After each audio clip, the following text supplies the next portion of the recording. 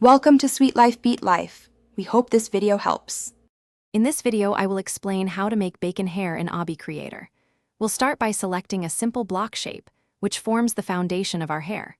You'll want to adjust its dimensions to be about 1 stud wide and 2 studs long, then carefully place it at the very top of your character's head.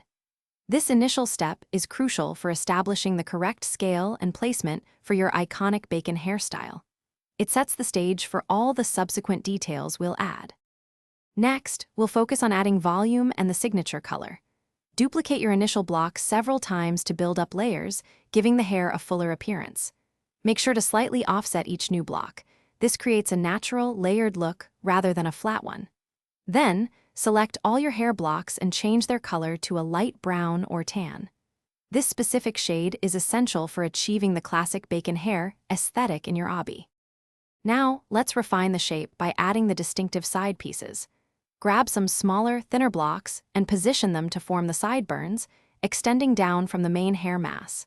It's important to angle these side blocks slightly inwards, framing the face effectively. Take your time to ensure these new pieces blend seamlessly with the existing top layers, creating a cohesive and recognizable bacon hair silhouette. This step adds significant character to your creation. For our final touches, we'll refine the overall look of your bacon hair. Take a moment to review the entire structure, adjusting any blocks that appear misaligned or out of place. For an extra touch of detail, you might consider adding a few very small, dark brown blocks to simulate subtle texture or shadows within the hair.